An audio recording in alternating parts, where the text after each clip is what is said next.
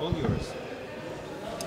You're going to present a movie here, A Letter to Anita, and we are all very excited about it because it's a journey of a lifetime. If you would summarize it in a few sentences, could you tell us about it? Sure, thanks for asking. This film is about a letter that I wrote to Anita Bryant telling her what my life was like when I came out as a lesbian and lost custody of my 2 little children in Florida 2 years after she created the Save Our Children campaign in Miami. So it's about the anger that I was feeling, what was happening in the LGBT movement throughout those years, and the very strong feeling that I needed to forgive. I needed to forgive her and move on in my life. This campaign was basically against the LGBTQ community. I'm going to say this again. This campaign was basically against the LGBTQ community and against rainbow families.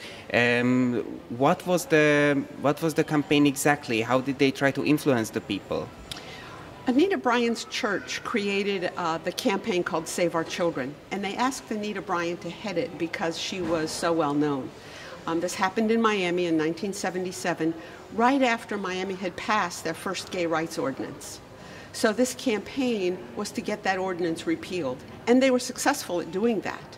And then, because that happened in Miami, there were other cities around the United States where also the gay rights ordinances were repealed. And then California in 1978, that next year, tried to pass a law, Prop 6, to prevent lesbian and gay teachers in the public school system. That failed, luckily. But not without lots of fallout. It was just a horrible, repressive time. And also in 1978, to honor Anita Bryant, the Florida legislature created their first anti-gay laws, which included their anti-gay parenting laws. So when I came out in 1979 and didn't know about those laws because we didn't have a lot of newspapers and people weren't talking yet, and we were only using the word gay. We weren't even using lesbian and gay then, or LGBTQ. Wasn't happening yet. But the court invoked the new law saying that homosexuals were not fit parents, and I lost custody of my children. I guess we're going to see what happened in the next few years after this, but I'm really curious, what happened? Did you get to keep in touch with your children? When was the time when you actually got to fix your relationship with them? They were 3 and 6 when I lost custody of them, and I had very limited visitation for the next six years. But they were told that because I'm a lesbian, well, because I'm gay, and because I work with people with AIDS, which I did at the time, that I must have AIDS. And so if they touch me or hug me or kiss me, they're going to get sick and die. So my kids were afraid of me. And so from the time they were 9 and 12, I didn't see them again until they were in their 20s. But since then, both of my children have come back to me.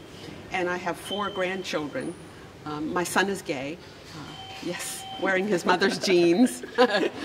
And so it all turned out really, really well in the end. And so I think I'm grateful to Anita Bryant for having sort of jump-started the direction that my life took. Because today, all these years later, my life is very, very good. And I don't know what it would have been like if things had turned out differently.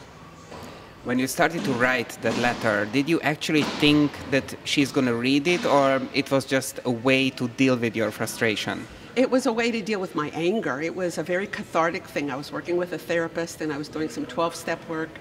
And I needed to find a way to let go of this anger that was just pushing me forward, because I was about to retire.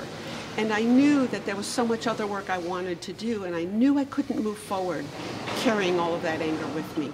So I had to find a way to let it go. And so that letter really was a cathartic thing that I did. I wrote my memoir, and last minute, I just put the letter in the memoir.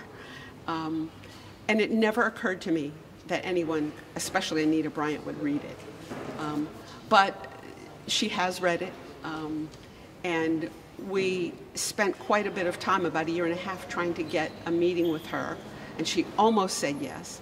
But her 4th husband wouldn't allow it, and so we've not met. And I thought if I could meet with her, we would just come full circle, and it would all be good. But you know, I've realized that I've already come full circle. I don't need to meet with her. It would be lovely if I could, but I don't need to. Do you know if she changed her mind about something, what she thought back then?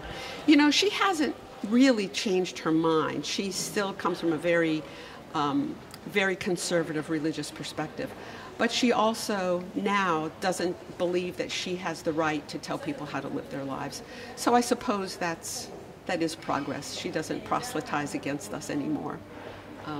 So I think she's moved forward a little bit, at any rate. How did the letter make it to be a movie? The woman who made the film, Andrea Meyerson, is a very dear friend of mine. She made, I think, 16 or 17 films before mine. And so she was reading my memoir. And when she got to that letter and she read it, she called me and said, Ronnie, this is my next film. You know, are you willing to do it? And I said yes. And then she called Meredith Baxter, who was a friend of hers, and a very well-known lesbian actor in LA, and asked her to participate, and she said yes. And there we were. So Meredith Baxter is our on-screen narrator, and of course I'm in the film. My son is in it. Anita Bryant's son is in it. And getting him was really special for us.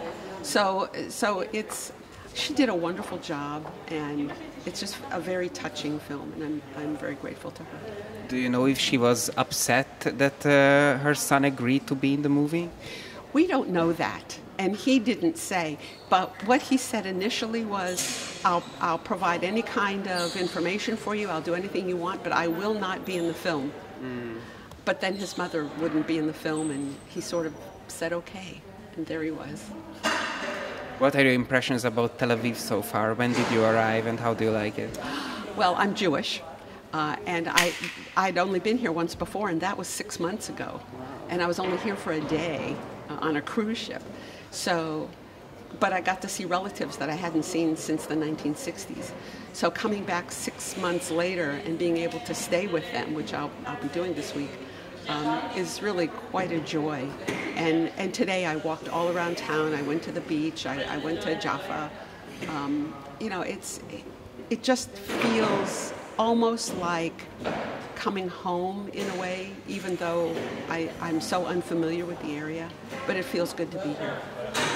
Do you find it an important statement that you say yes to an invitation to an Israeli LGBTQ film festival?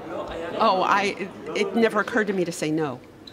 It was very important. If the film was going to be here, I knew I needed to be here with the film and really just to be here. It was important. I almost felt called to be here. Thank you so much. Thank you. Perfect. Thanks a lot. Sure. Wow, I almost cried.